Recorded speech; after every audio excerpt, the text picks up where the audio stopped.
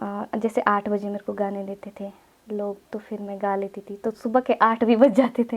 पूरी पूरी रात हाँ गाना जी, होता पूरी रात गाती थी।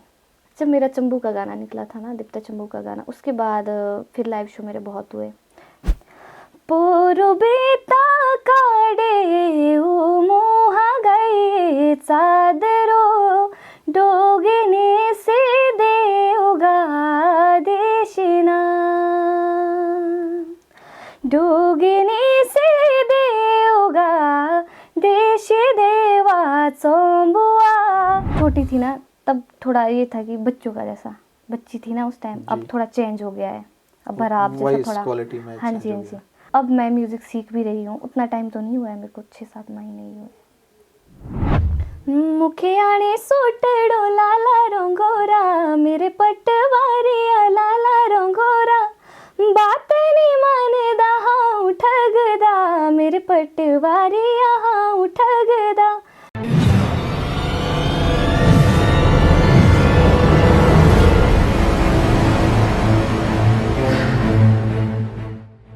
नमस्कार, आप देख रहे हैं टी विद सुशाल पॉडकास्ट और मैं आपके साथ हूं सुशाल वैद्य।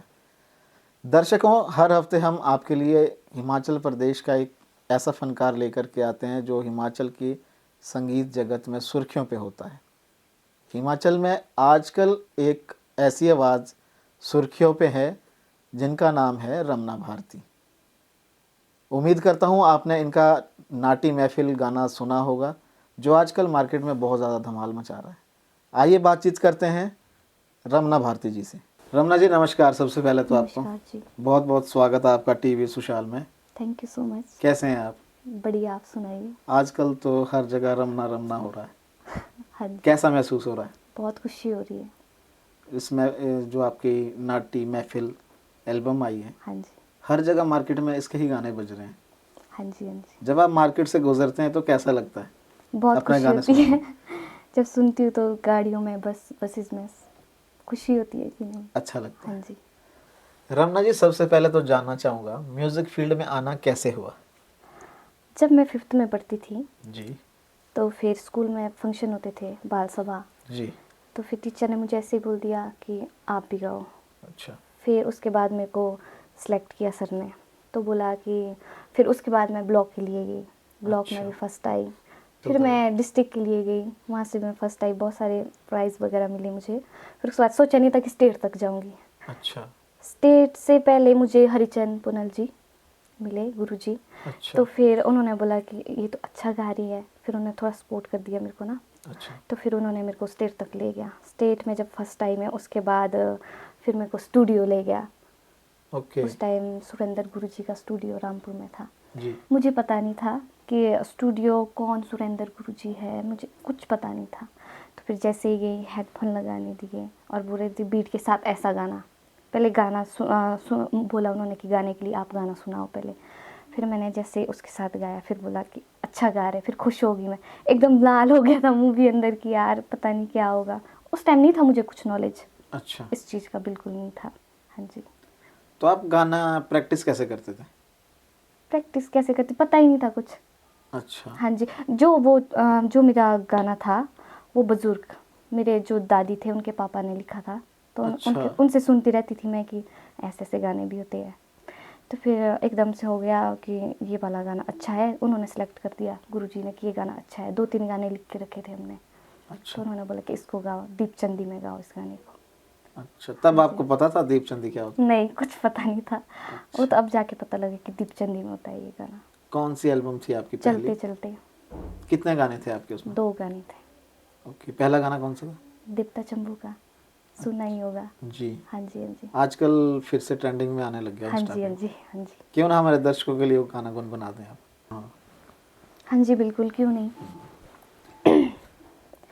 पोरो बेता काडे मोहा गए चादरो डोगेने से देवगा देशिना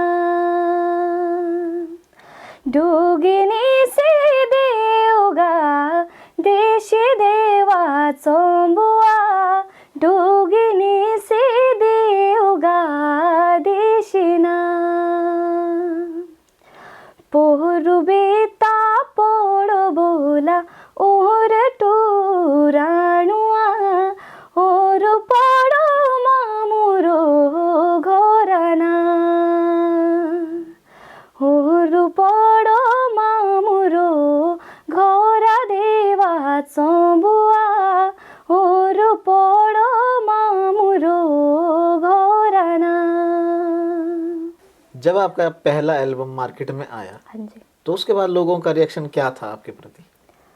जैसे ही लोग सुनने लगे मेरे सॉन्ग को ना, मतलब चल पड़ा था गाना, तो फिर बोलने लगे ये लड़की है कौन। फिर मेरे पापा को कॉल्स आने लगे कि लड़की को प्रोग्राम में बुलाना है। मेरे को उस चीज़ का बिल्कुल नॉलेज नहीं था कि क्या होता है, कहाँ जाना होगा। मेरे पापा मेरे साथ आते थे प्रोग्राम के लिए, तो फिर बहुत जगह मैंने प्रोग्राम की उसके बाद। Night functions? हाँ जी, नाइट में। मैंने सुना है कि आपने शादियों में भी उसके बाद शोज हाँ मिलने जी, लगे। बहुत ज़्यादा, शादी में तो बहुत। उस टाइम आपको पता था कि म्यूजिक क्या होता नहीं, है? उस टाइम बस ऐसा होता ना, अब आज की डेट में बैंड लगा होता है पीछे, उस जी। टाइम एक कीबोर्ड था, ऑटो रिदम चलती थी। जैसे 8 बजे मेरे को गाने देते थे लोग, तो फिर मैं गा लेती थी, तो सुबह के 8 भी बज जाते थे। पूरी पूरी रात हाँ गाना होता जी, था? पूरी पूरी रात गाती थी। जब आप पूरी पूरी रात गाते थे तो कैसा एक्सपीरियंस था आपका वो लाइफ का? लोग सोचते थे कि ये बार बार गाए। जैसे एक बार गाती थी ना, थोड़ा बहुत गाती थी 1 घंटे में, फिर से बोलते थे वंस मोर, फिर से दो इसको गाने, तो फिर लगता था कि नहीं। बजट का कुछ पता था आपको तब? कुछ पता नहीं था। जे अगर परे से बोलते थे जी इतना देंगे, मेरे को पता नहीं था। 500 में भी जाती थी, 1000 रुपये में भी जाती थी। उस एल्बम का दूसरा गाना कौन सा था आपका? दाइये जूनियर। अच्छा, हाँ जी, 2 गाने थे आपके उस हाँ एल्बम जी, में। हाँ जी। उसके बाद अगली एल्बम कब आई आपकी? फिर 2019 में आई थी, उस सूर्या नेगी जी के पास। अच्छा, हाँ जी। उसमें कौन से गाने थे आपके? एल्बम का नाम था सन्नाटा। बहुत सारे गाने थे। म्यूजिक आपने कहीं से सीखा है? जी नहीं, बस फ़ोन से ही सुना है। फ़ोन से सुनती थी गाने, वही कॉपी करती थी, स्टेज शो में गाने थे, अब पर आप एकदम से माइंड में आ जाता था। अभी आप म्यूजिक कहाँ से सीख रहे हैं? सुर मंदिर। रामपुर हाँ शहर जी, से? हाँ जी, मेरे गुरुजी। उसके बाद आपकी जो अच्छा। सन्नाटा आप बोल रहे हैं एल्बम आपकी आई थी, हाँ जी, उसका कोई गाना हमारे लिए आप गुनगुना दीजिए हाँ प्लीज। जी, बिल्कुल। जब मेरा चंबू का गाना निकला था ना, दीप्ता चंबू का गाना, उसके बाद फिर लाइव शो मेरे बहुत हुए। फिर बीच में मेरे को पता भी नहीं था कि एल्बम भी निकालनी पड़ती है, ना किसी ने बोला। फिर ऐसी बात हुई, उन्होंने मेरे को मैसेज किया था, सूर्या नेगी जी ने, म्यूज़िक डायरेक्टर है बहुत बड़े। जी। हाँ जी, तो फिर उन्होंने मेरे को मैसेज किया कि रमना जी आपका गाना रिकॉर्ड करना है। वो भी मैंने 1 महीने के बाद देखा। अच्छा। हाँ जी, फेसबुक पे। उस टाइम मेरे पास फ़ोन नहीं था, ऐसे ही पापा के फ़ोन में चलाती थी थोड़ा बहुत। तो फिर जैसे उन्होंने मेरा नंबर मांगा, फिर बातचीत हुई, बोला आप आओ रिकॉम्पियो आओ, बोला आपका गाना रिकॉर्ड करना है। तो फिर मैं गई वहाँ पे। फिर गाना वगैरह उन्होंने खुद लिखे थे मेरे लिए, सब यूट्यूब कुछ। पर तो आया नहीं था तो? नहीं, तो फिर उसके बाद उन्होंने गाने लिखे मेरे, तो फिर बोलने लगे कि अब गाओ आप। मैंने सोचा नहीं था कि वो एल्बम इतना हिट होगा। हाँ जी, उसमें कौन सा सॉन्ग था आपका? उसमें 4-5 सॉन्ग थे। आपकी अकेले की हाँ एल्बम थी जी, वो? Non stop. उसका कोई सॉन्ग आप हमारे लिए गुनगुना जी देंगे? बिल्कुल। शादी रे बोला देनेड़ो साहिबा, हाथ रोंगना हो है, हाथ रोंगना हो मेरे साहिबा, हाथ रोंगना हो। लोको रानेगे देशो दे साहिबा, सूले हांडना हो है, सूले हांडना हो मेरे साहिबा, सूले हांडना हो। जो मतलब ये गाना है ना, आज की डेट में, मतलब आजकल ये फिर से चल पड़ा है। अच्छा। फिर से इस पर रील्स बन रही है, देख रहे हो ना आप सोशल मीडिया में, जी। इंस्टाग्राम में। ये एल्बम आपकी यूट्यूब पे नहीं थी? थी। अच्छा, ये वाली हाँ ये थी, जो पहले चलते चलते वो नहीं थी। अच्छा, हाँ जी, हाँ जी, ये थी। वो आपकी सीडी बनी थी? हाँ जी, हाँ जी। उसके बाद आपका फिर तीसरी एल्बम कब आई? तीसरी वैसे तो आती रहती थी, ड्यूट सॉन्ग तो बहुत किए हैं मैंने, औरों अच्छा। के साथ बहुत सारे गाने आए हैं। फिर उसके बाद मेरा अभी जो गाना आया है 2024 में, नाटी जी। महफिल, सुना ही होगा आपने। इसने तो पूरे हाँ जी, हिमाचल में तबाही मचा दी है आपके एल्बम ने। इसके लिए आपको बहुत बहुत शुभकामनाएं। Thank you. ये जो इतने सालों का बीच का गैप था, आपके एल्बम कोई भी नहीं आई थी शायद? हाँ जी, हाँ जी, इसकी क्या वजहें थी? ऐसा कुछ नहीं था, मतलब लाइव शो तो मैं करती थी बहुत ज़्यादा, पर उस तरीके से नहीं करती थी। अच्छा। बस ऐसा सोचते थे लोग कि फीमेल सिंगर चाहिए, कोई जी। भी जो अच्छा जैसा गाती हो, मतलब उस ये से नहीं देखा जाता था मेरे को। जैसे पहले थी ना मैं, जी। तो फिर प्रोग्राम वगैरह करती थी, जहाँ मिलते थे जाती थी, चलो ठीक है हो रहे हैं प्रोग्राम वगैरह। बीच में मैं फिर सोचने लगी, थोड़ा रास्ता समझ नहीं आ रहा क्या करूँ मैं। म्यूजिक लाइन से हट गए थे आप? हाँ जी, हाँ जी। फिर उसके बाद मैं ये सोचने लगी छोड़ ही दूँ इसको। रमना जी, थोड़ा सा मैं पीछे जाना चाहूँगा। आप जब आपकी पहली एल्बम थी, हाँ जी। उसके बाद का आपका संघर्ष कैसा रहा? देखिए मैं एक गरीब फैमिली से थी, तो फिर पापा वगैरह मेरे को, ऐसा तो है नहीं कि इतने अच्छे स्कूल में डाले कि म्यूज़िक जहाँ पे अच्छा सिखाते हो। जी। जितना होता था, जैसे प्रोग्राम में जाती थी वो पैसा तो ठीक है लगा देते थे मेरे में, कि खुद से ही सीखती थी मैं, मेरे को फैमिली भी देखनी पड़ती थी। पापा भी कुछ नहीं करते थे, जी। किसान थे, घर में ही काम करते थे, तो मेरे पापा भी मेरे साथ में ही आते थे। मेरे पापा मम्मी ने मेरा बहुत सपोर्ट किया है। रात रात भर बस में आना जाना, 2-2 3-3 दिन लग जाते थे मेरे। तो स्कूल भी आपका डिस्टर्ब होता हाँ था? जी, बहुत ज़्यादा गालियाँ बहुत सुनी है मैंने स्कूल में, बहुत ज़्यादा गालियाँ सुनी है मैंने। और थोड़ा बहुत तो ऐसा लगता था कि पैसे के पीछे, फिर थोड़ा वो लालच जैसा भी आ जाता है ना, लालच जी। की भाई यार पैसे भी मिल रहे हैं। तो फिर पहले पहले तो ऐसा सोचती थी कि कपड़े नहीं देखे होते थे, कैसे कैसे कपड़े पहनते थे ना लोग। बिल्कुल। उसके जब मैं इस लाइन में आई ना, उसके बाद मैंने देखा कि यार ऐसा भी होता है इसमें। जी। इतने इतने पैसे, जब लोग मेरे को पैसे देते थे ना खुश होके, इतना बिल्कुल। अच्छा गा रही है, तो खुशी होती थी कि यार आज इतने पैसे बन गए हैं। वो खुशी होती थी, फिर पापा को देती थी, पापा वगैरह भी खुश हो जाते थे। मेरी मम्मी तो उसके बहुत बाद रोते आपकी थे। एल्बम आई 2019 में। 19 में, हाँ जी।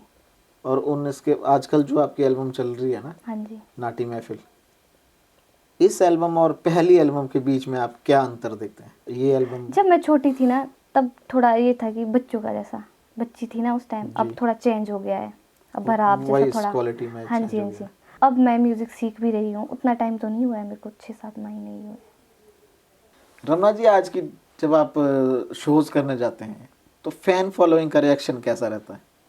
देखिए पहले पहले तो मैं ये सोचती थी कि बड़े बड़े सिंगर होते हैं ना, जैसे कुलदीप शर्मा जी हो गए, प्रीतिका तंवर जी हो गई, विक्की चौहान जी हो गए, मैंने देखे हैं इनके शोज भी। तो इनके साथ लोग ऐसे फ़ोटोज़ वगैरह लेते थे, तो फिर मैं भी सोचती थी यार मेरे साथ कब लेंगे। ऐसा दिन भी आया आया है मेरे को, जी। लाइन लग जाती थी। तब ओके। लोगों को इतना प्यार मिलता था, खुशी होती थी कि नहीं कुछ बन गया है।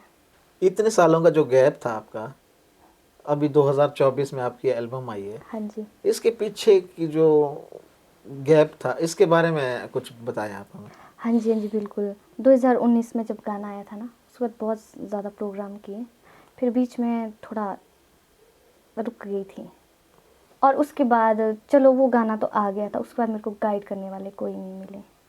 फिर मैं थोड़ा रास्ता भटक ही गई थी। मैंने सोचा करूँ तो करूँ, क्या करूँ, बस प्रोग्राम दे रही थी। लोग बोलते थे क्यों नहीं आप एल्बम निकाल रहे हैं, और बीच में तो लोगों ने मेरे को ये बोल दिया था कि डंप हो गई है। जी। उसके बाद तो थोड़ा माइंड में प्रेशर जैसा पड़ गया था, ऐसा हो गया था कि थोड़ा दिमाग ही काम नहीं कर रहा था। रोती थी अकेले कमरे में, रोती थी कि यार इतनी अच्छी आवाज़ है फिर भी मेहनत नहीं कर रही। मैं खुद के लिए सोचती थी कि मेहनत नहीं कर रही हूँ मैं, जी। मन ही नहीं करता था फिर कुछ करने का। जब लोगों से ऐसे सुनने में आता था कि क्या अब क्या गाएगी ये, हो गया जो होना था हो गया, गा लिया इसमें, ऐसा ऐसा करके मुँह में ही बोलते थे, रहने दे अब हो गया है, बोला इतना ही काफ़ी है, बोला ऐसा करके बोलते थे मेरे को। उसके बाद जब मैंने ऐसा सुना ना, मेरे को किसी ने ऐसा बोला कि डंप हो गई है, मेरा पता नहीं दिमाग में क्या हो गया ऐसा। मैंने सोचा ऐसा एक बार नवीन जोशी जी से बात करती हूँ मैंने उनको मैसेज किया कि मैंने ऐसे ऐसा एल्बम निकालनी है आपके यहाँ से, मेरा ड्रीम था, बहुत पहले से था मेरा ड्रीम उनके पास जाने का। तो फिर मैंने उनको मैसेज किया, मैंने बोला कि मेरे को एक एल्बम निकालनी है। उन्होंने बोला जी हाँ जी हाँ जी। फिर वो टाइम देते थे मेरे को कि इस टाइम में आना, फिर वो डेट भी चले जाती थी। फिर उन्होंने एक डेट, मैंने बोला उनको कि फ़ाइनल बता दो आप, मैं तब आ जाऊँगी रिकॉर्डिंग करने। जी। फिर उन्होंने बोला कि गाने आपके पास है, मैंने बोला हाँ जी गाने भी है। उस जो एल्बम आई है ना मेरी नाटी महफिल, उसमें गाने लिखे हैं यश कश्यप जी ने, अच्छा। बहुत अच्छे गाने लिखे हैं। लिरिक्स में। हाँ जी, हाँ जी। तो फिर उनसे भी यश से भी मेरी बात हो गई थी। मैंने बोला यार गाने तो दे दो यार मेरे को, उन्होंने भी बहुत सपोर्ट किया है मेरे को। तो फिर उन्होंने मुझे गाने दिए। फिर मैंने नवीन जोशी जी को कॉल करी कि आप सुन लो एक बार। फिर उन्होंने सुने, बोला गाने तो बहुत अच्छे हैं, बोला ऐसा करो, बोला आप इस डेट में आ जाओ। फिर मैं यहाँ से गई वहाँ के लिए। मेरा गला बंद था, बिल्कुल ही बंद था, मतलब खांसी जुकाम इतना हो गया था। मैंने सोचा यार अब तो वो रिकॉर्डिंग ही नहीं करेंगे, अगर चले जाऊंगी वहाँ पे फिर बोलेंगे ऐसा कि टाइम पे, एक तो टाइम भी दिया इनके लिए फिर भी नहीं आ रही है।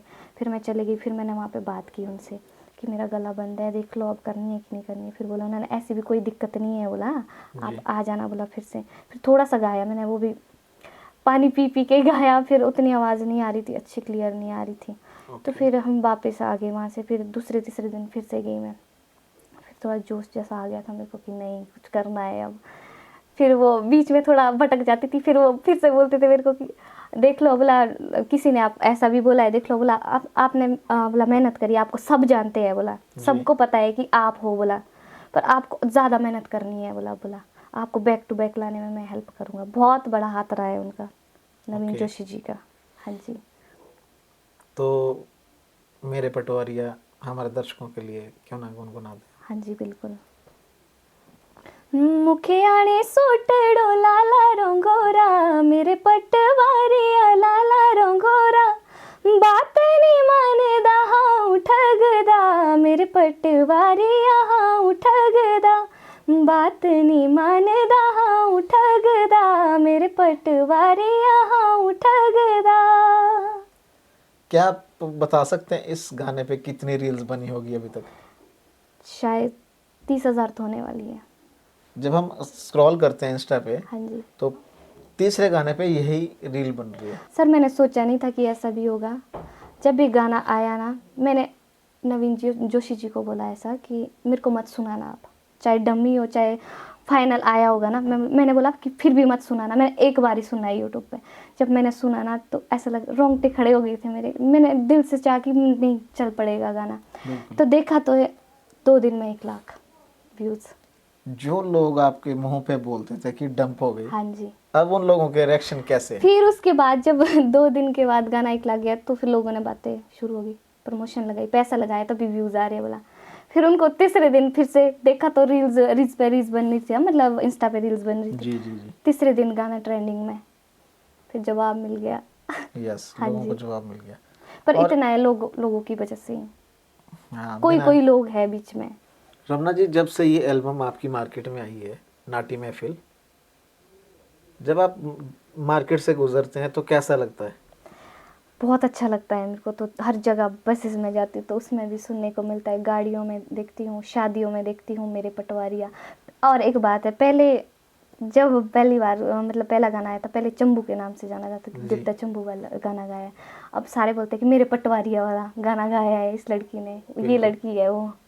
लोगों के कॉल्स भी आने शुरू हो गए बहुत होंगे। ज़्यादा, अब तो शोज़ वगैरह के लिए बहुत दूर दूर से कॉल्स आ रहे हैं कि स्टार नाइट करवानी है। बहुत खुशी होती है उस टाइम।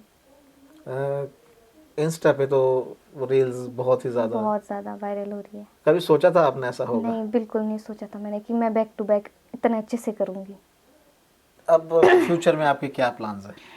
बस पहले जो बीच में हो गया था ना थोड़ा बहुत, अब तो मैं सोच रही हूँ कि रुकना ही नहीं है, बस आगे से आगे बढ़ना है जितना होगा। आप हिमाचल में किसके गाना ज़्यादा सुनना पसंद करते हैं। डॉक्टर परवीन जरिट। अच्छा। हाँ जी, जो उन मेरे गुरुजी है ना, अच्छा जी। मैंने आज तक उनको नहीं देखा है सामने, जब से मैं सुर मंदिर गई हूँ ओके। उनसे ही सुना है मैंने कि गुरुजी ऐसा गाते वैसा गाते। थोड़ी बहुत खूबियाँ सर में भी है उनके जैसे, तो सोचती थी कि नहीं यार इनसे मिलना था मैंने, तो मैं उनको ही ज़्यादा सुनती हूँ। आज तक आप कभी उनसे मिले ही नहीं, नहीं मिली हूँ मैं, सिर्फ आप उनके गाने ही सुनते हैं। गाने सुनती हूँ यूट्यूब पे। अपने जो आप बोल रहे हैं अपने गुरुजी प्रवीण जरेठ जी, हाँ जी। उनका कोई गाना आप हमारे दर्शकों के लिए गुनगुना देंगे। जी बिल्कुल। चिठे दंदाड़ो हो चिठे दंदाड़ो, दांदड़ो मेरे कुंदुए, लाही लेने तो गड़े ना बेड़े, हो चिठे दंदाड़ो। बहुत सुंदर गाना हमने सुना है, इंस्टा पे रील्स वगैरह में बनता हाँ है। जी हाँ जी। म्यूजिक के अलावा आपके और क्या क्या शौक हैं। शॉपिंग करना। किस तरह के कपड़े पहनना पसंद करते हैं आप। हिमाचली या कोई वेस्टर्न टाइप के कपड़े? दोनों ही। ओके। हाँ जी। आने वाले प्रोजेक्ट्स आपके कौन कौन से हैं? क्या आप हमारे साथ बता सकते हैं हमारे दर्शकों को? जी बिल्कुल। अभी मेरा मैशअप भी आ रहा है, ड्यूट सॉन्ग भी आ रहे हैं, फिर देखते हैं आगे। अच्छा। हाँ जी। एक नाटी महफिल का आपका गाना है, शायद पहला ही सॉन्ग है वो हम ज़रूर सुनना चाहेंगे हमारे दर्शकों के लिए, आप गुनगुना दें। हाँ जी बिल्कुल। हाय शोरुआ, दिल धड़का मेरा, तेरे हो प्यारो दे। हाय शोरुआ, ता सोंगे मेरे जाना, लवीरे मेरे दे। हाय शोरुआ, ता सोंगे मेरे जाना, लवीरे मेरे दे। रमना जी, आज के पॉडकास्ट के लिए आपने जो समय दिया, इसके लिए मैं आपका अपनी पूरी टीम की तरफ से आपका धन्यवाद करता हूँ। Thank you. उम्मीद करता हूँ दर्शकों आज का ये कार्यक्रम आपको बहुत ही ज़्यादा पसंद आया होगा। नेक्स्ट एपिसोड में हम फिर किसी हिमाचल की शख्सियत को आपके सामने रूबरू करने की कोशिश करेंगे और उसके जीवन के संघर्ष को आप तक लाने की कोशिश करेंगे। नमस्कार।